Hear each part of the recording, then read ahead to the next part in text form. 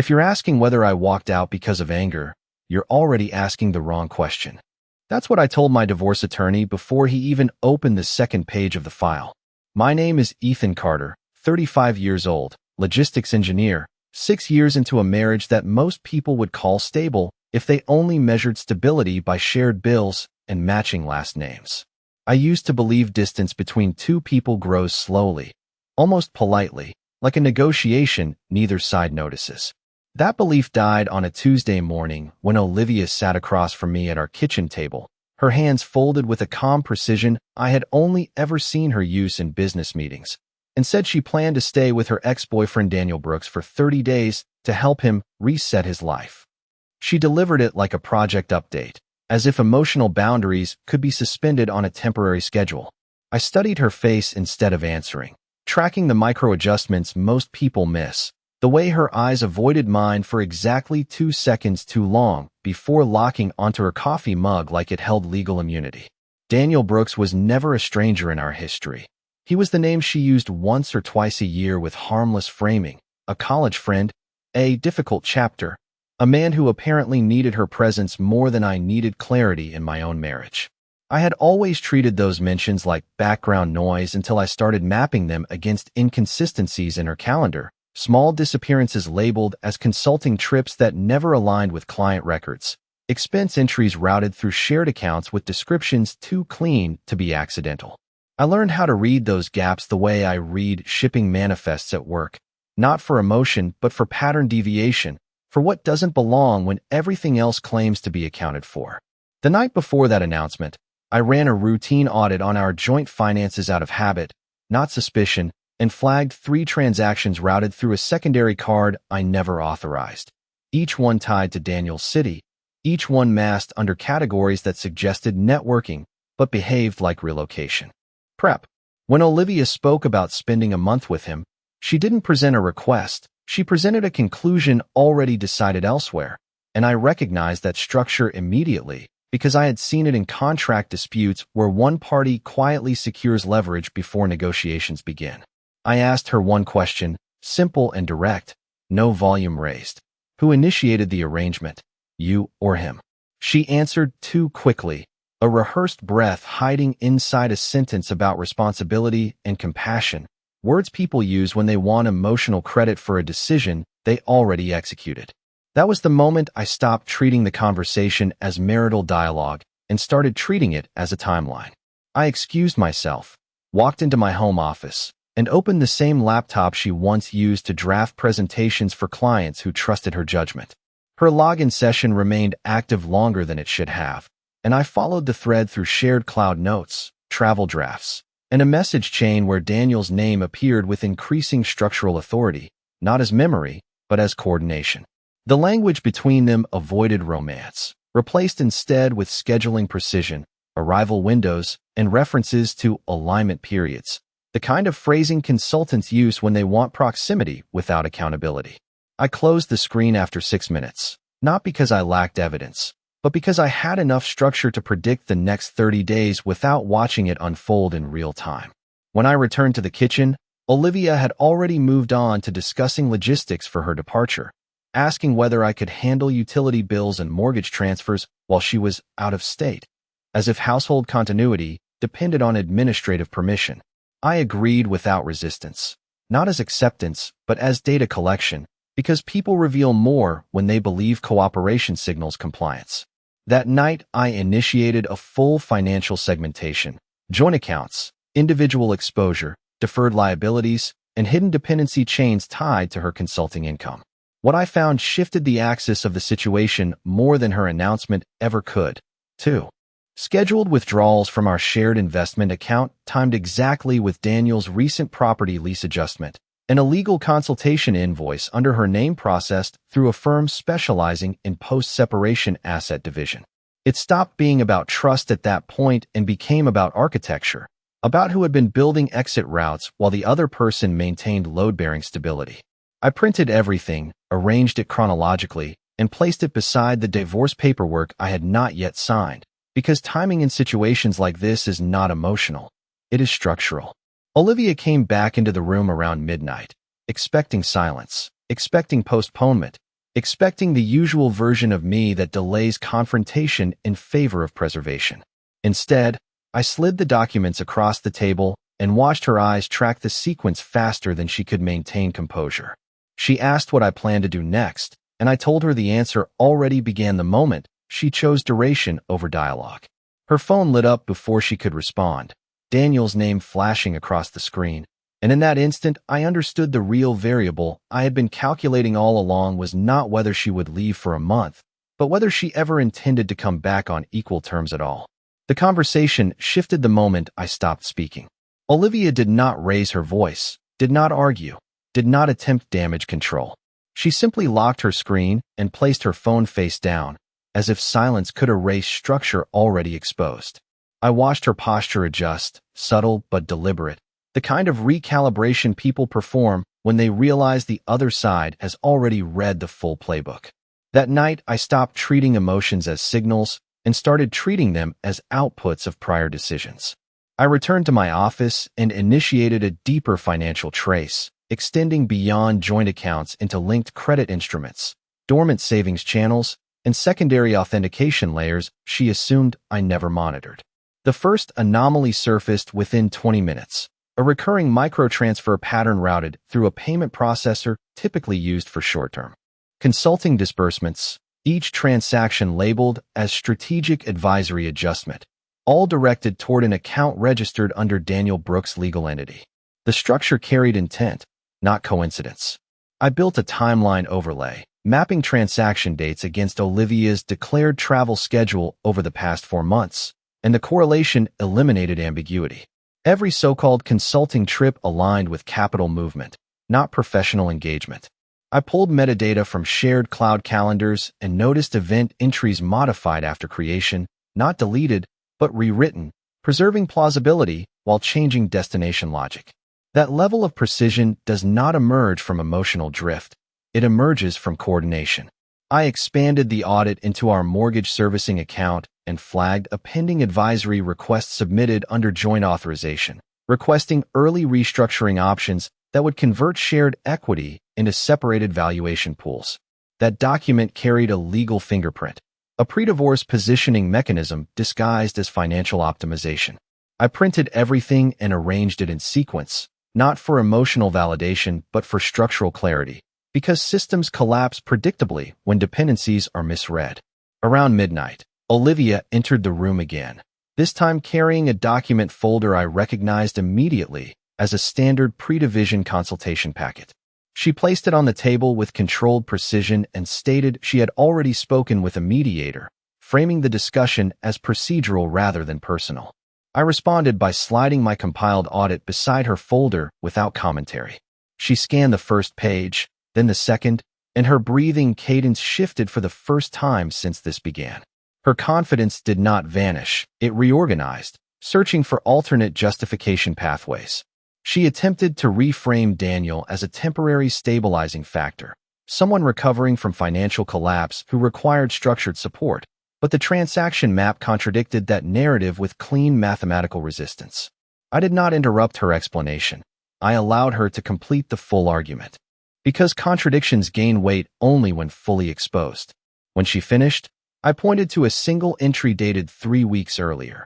A capital infusion large enough to cover 6 months of Daniel's liabilities, sourced directly from our joint investment portfolio under a classification labeled Portfolio Rebalancing. That entry removed emotional ambiguity entirely and replaced it with fiscal intent. She asked if I had been monitoring her accounts without consent, and I confirmed the scope of observation had begun only after structural inconsistency appeared in shared financial reports, framing it as risk containment rather than surveillance. The room did not shift emotionally, it shifted legally. She reached for her phone, likely preparing to contact Daniel, but paused when I placed a final document on top of the stack. It was a preliminary divorce filing already pre-reviewed by counsel, dated 2 days prior to her announcement, structured to freeze asset mobility and preserve audit findings as admissible records. Her eyes lingered on the signature line longer than anything else. Then her phone lit up again, Daniel Brooks calling for the 3rd time that night, and I watched her hand hover above the screen without deciding whether the connection still belonged to her or to the structure already collapsing around it. Olivia finally pressed the call. The connection opened and Daniel Brooks' voice came through immediately, layered with urgency that no longer matched casual concern. He spoke first, assuming alignment, asking whether everything was still on track for the transition period she had promised him. I watched her expression shift as he continued talking. Because he did not ask questions, he confirmed assumptions, and every confirmation revealed coordination I had not been included in. She stepped slightly away from the table, covering the phone as if distance could reduce exposure, but the structure was already visible. I let the silence expand long enough for her to realize I was not leaving the room. Daniel's voice carried fragments of financial planning, references to timing adjustments, and a mention of liquidity access tied to post-separation. Restructuring, language too precise to belong to emotional dependency. That phrase alone aligned with the legal document sitting under my hand, the same restructuring framework embedded in the filing I had prepared 2 nights earlier. I opened my tablet and pulled the audit overlay again, this time adding a third layer. Communication frequency analysis extracted from metadata logs across sync devices. The pattern escalated sharply over the last 17 days, showing synchronized spikes between Olivia's deleted messages and outbound transfers to Daniel's advisory account. That synchronization removed the last remaining ambiguity. Olivia ended the call abruptly, but Daniel attempted to reconnect within seconds, his persistence revealing dependence rather than uncertainty. She did not answer again. Instead, she placed the phone face down and stared at the documents I had arranged, her attention shifting between legal filing, financial breakdown, and transaction timeline, as if searching for an alternate interpretation that no longer existed.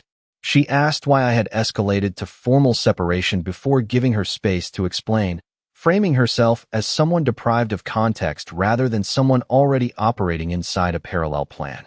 I responded by placing a final report on top of the stack, a forensic summary prepared by a financial analyst I contacted earlier that day, detailing fund extraction pathways routed through intermediary accounts tied to Daniel's restructuring entity. That report included flagged compliance risks, indicating premeditated asset repositioning under marital dissolution conditions. The moment she scanned the highlighted sections, her composure fractured into recalculation rather than denial.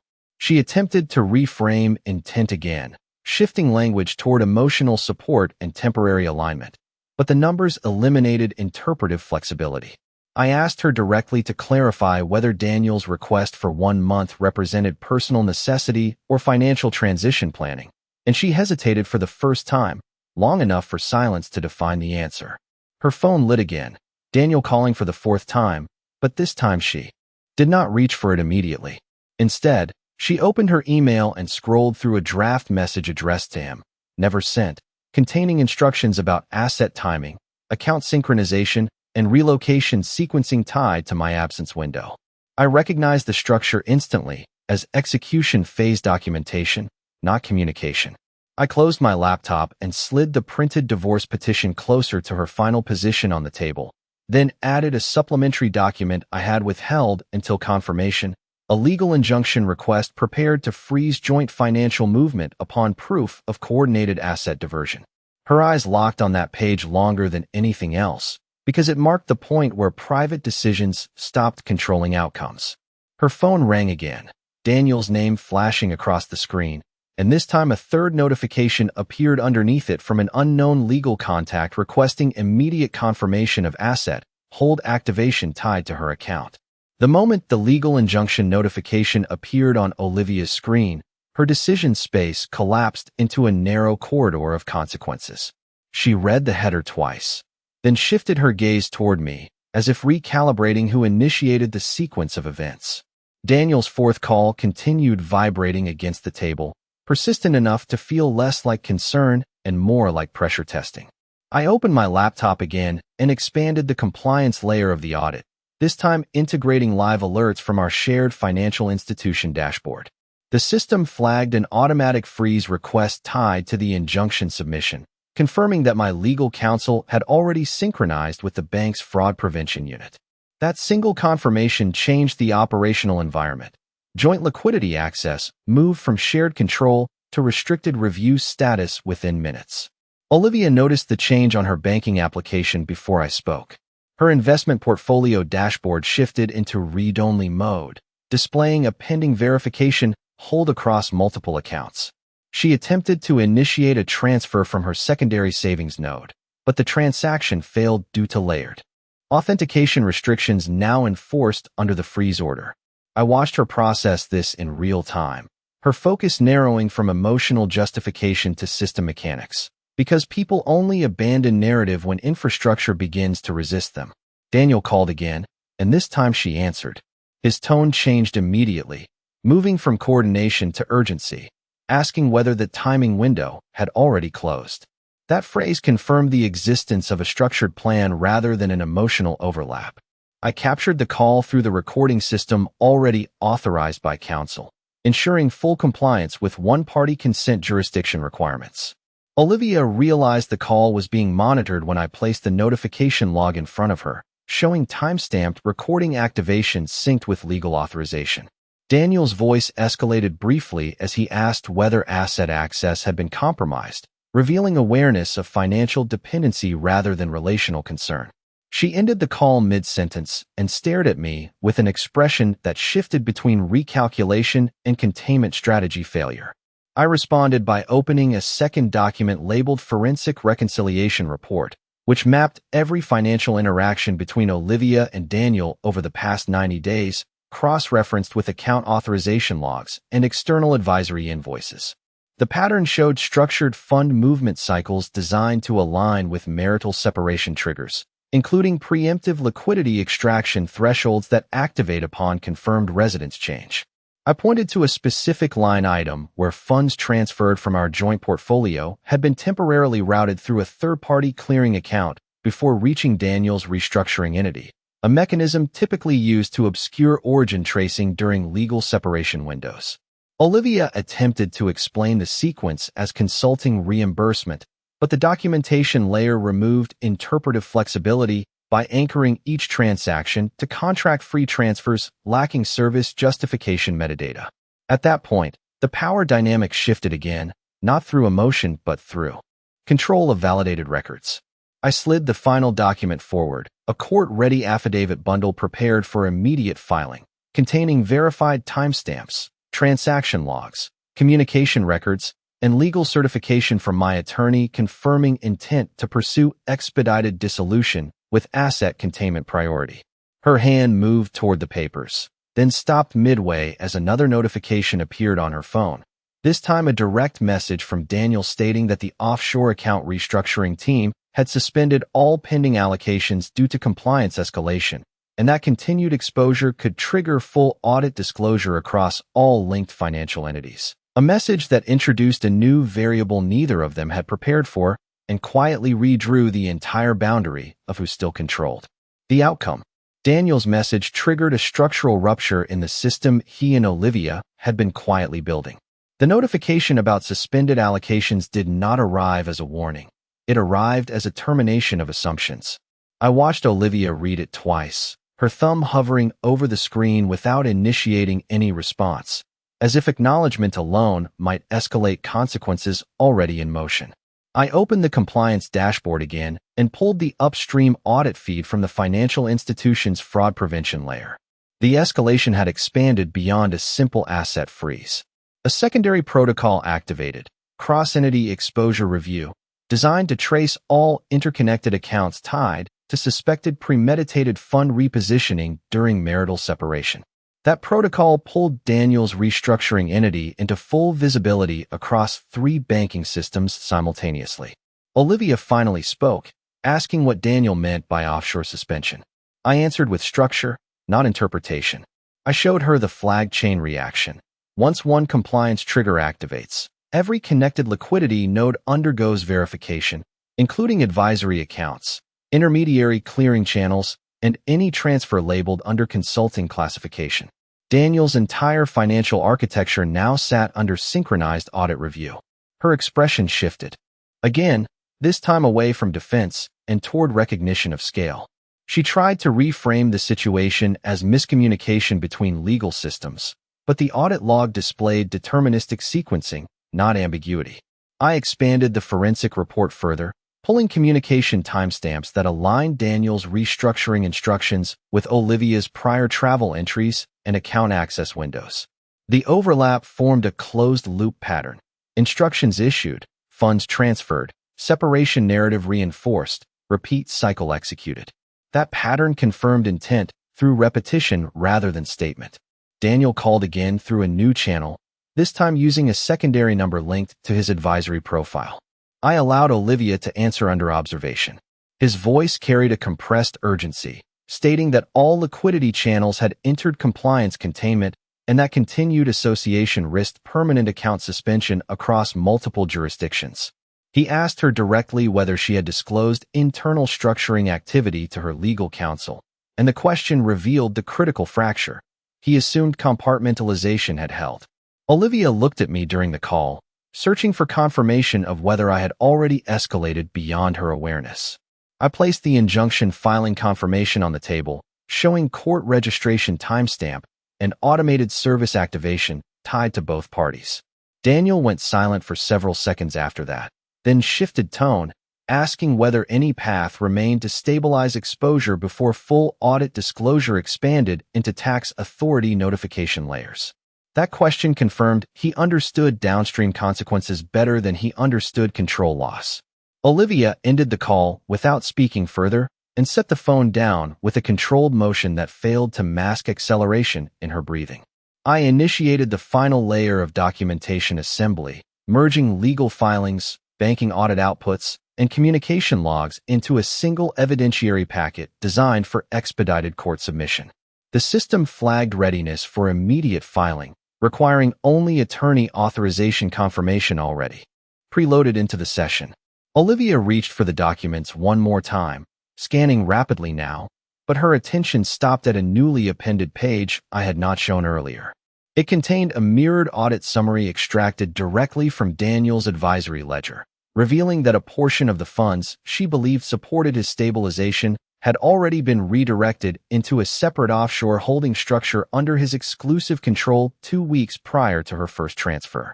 That revelation collapsed the assumption of mutual coordination into unilateral extraction.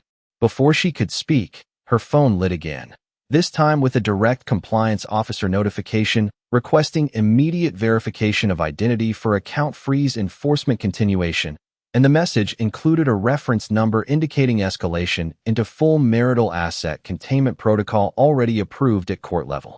The compliance officer notification triggered a second layer of verification across all linked financial identities, and the system transitioned from containment to active audit enforcement. Olivia stared at the message chain as if the words themselves had changed meaning between each refresh cycle. The reference number attached to the request confirmed jurisdictional escalation into marital asset containment protocol, which converted private accounts into supervised financial structures pending court validation. I opened the live audit stream and observed real-time segmentation of our financial ecosystem. Liquidity pools separated into restricted nodes, investment channels locked into verification loops, and advisory-linked accounts flagged for origin tracing under enhanced scrutiny rules. Olivia finally asked what escalation meant in practical terms, and I answered by projecting the institutional response map onto my screen. Every account tied to shared ownership now required dual-party authentication clearance that could no longer be satisfied without court-aligned authorization. Daniel's advisory structure appeared again in the compliance feed, this time marked with cross-border exposure risk indicators, signaling that his restructuring model depended on uninterrupted capital flow from our shared portfolio. That dependency no longer existed. Daniel called again, but the system intercepted the attempt before Olivia could answer, routing it through a monitored compliance gateway that logged every communication attempt under active audit supervision.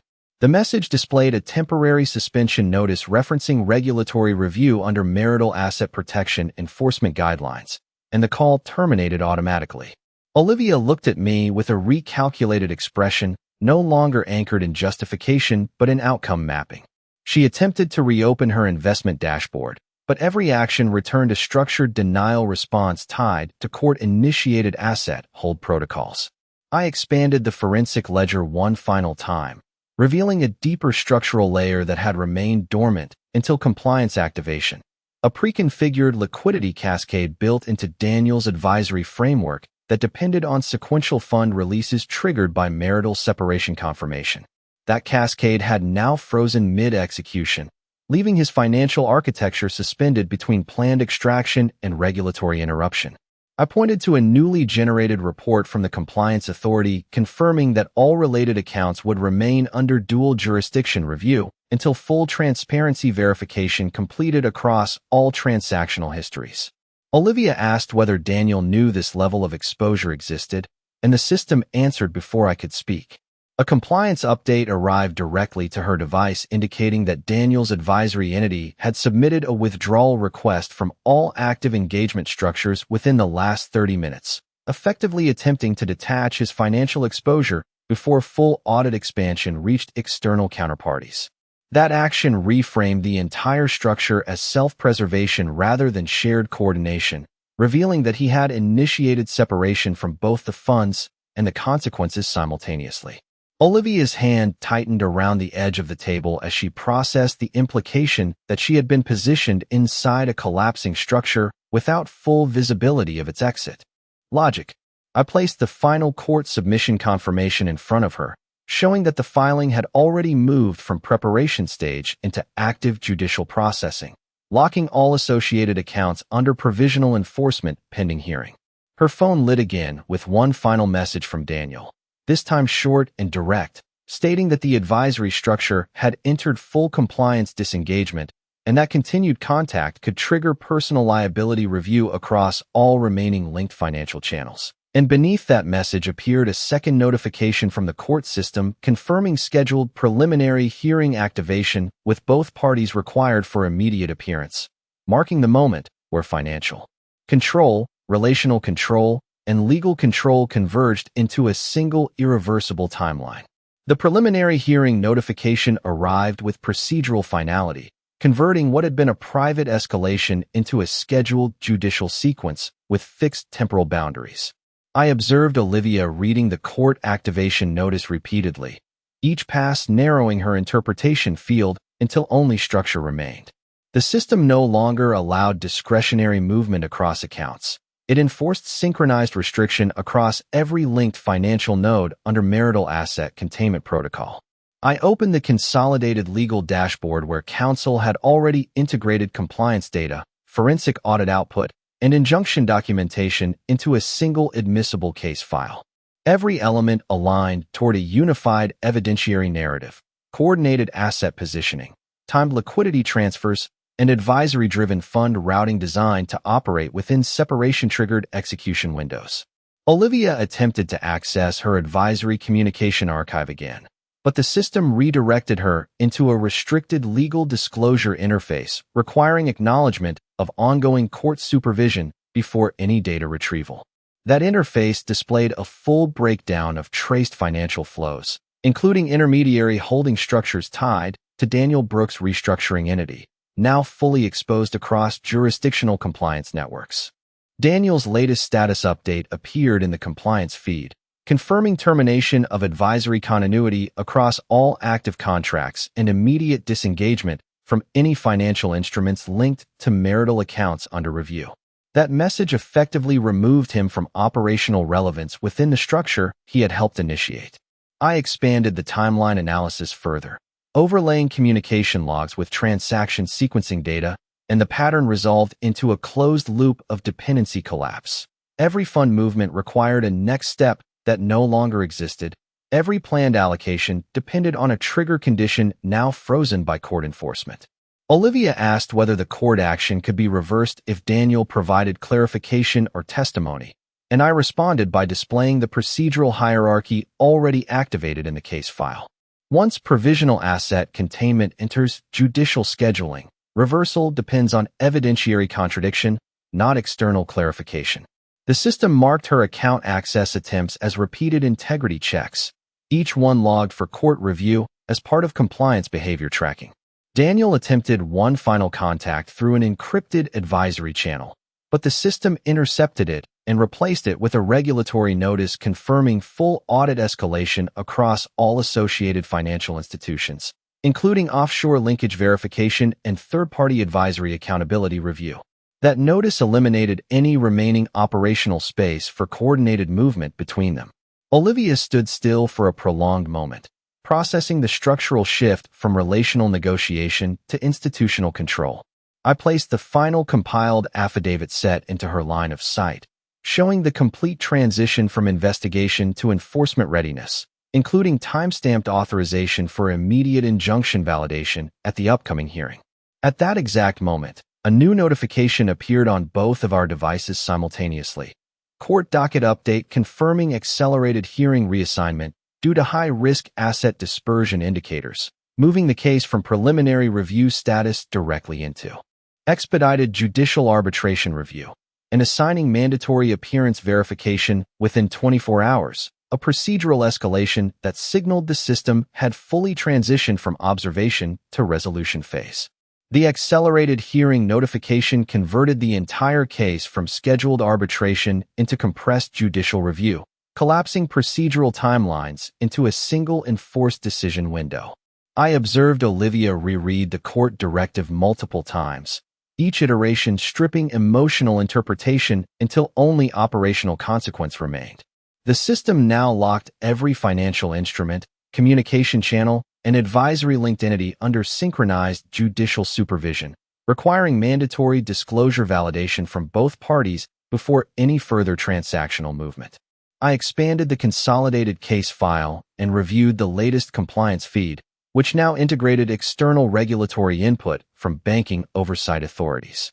That layer confirmed full activation of marital asset containment protocol across all linked institutions, extending beyond domestic jurisdiction into cross-border financial monitoring for any attempted fund displacement. Olivia attempted to regain access to her advisory correspondence archive again, but the interface returned a structured compliance lockout requiring identity confirmation under court supervision. Every action she initiated generated a log trace for evidentiary review, converting her attempts into part of the official behavioral record.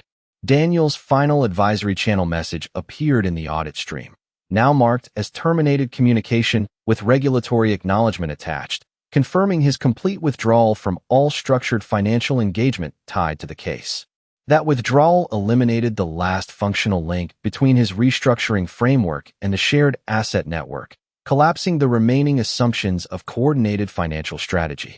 I initiated a final synchronization of forensic outputs, merging transaction lineage, communication metadata, and legal filings into a unified evidentiary bundle prepared for immediate court submission. The system flagged. The file is complete and ready for judicial intake under expedited review protocol, citing elevated risk indicators tied to attempted asset dispersion during active separation proceedings.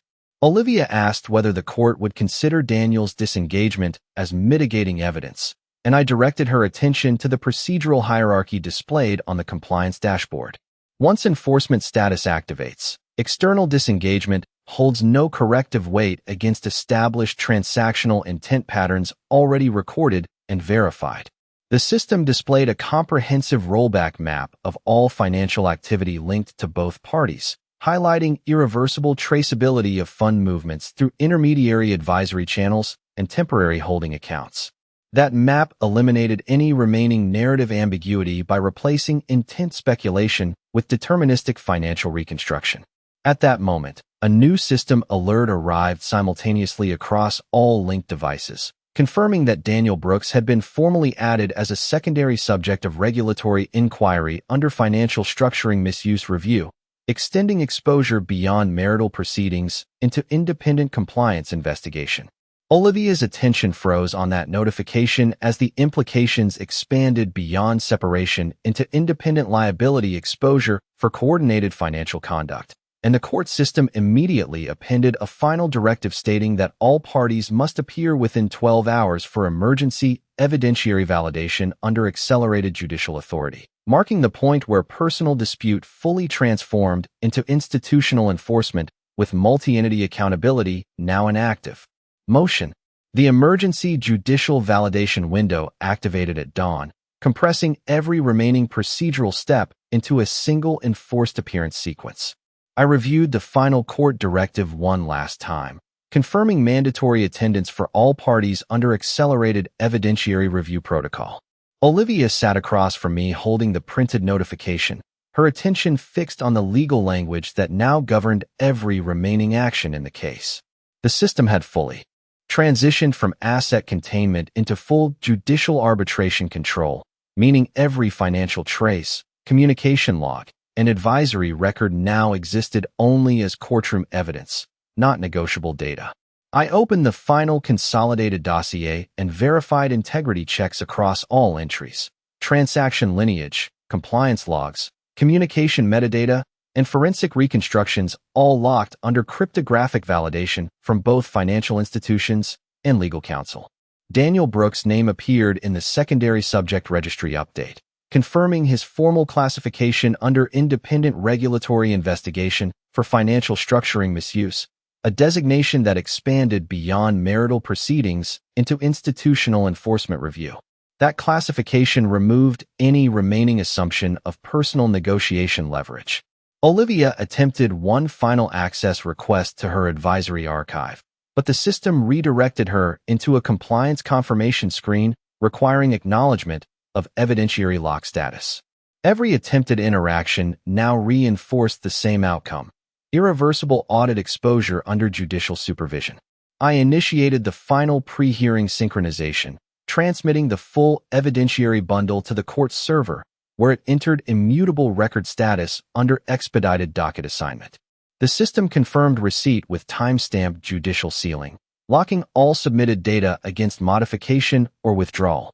Olivia asked whether anything could still be adjusted before the hearing, and I responded by displaying the procedural boundary line already established by the court order.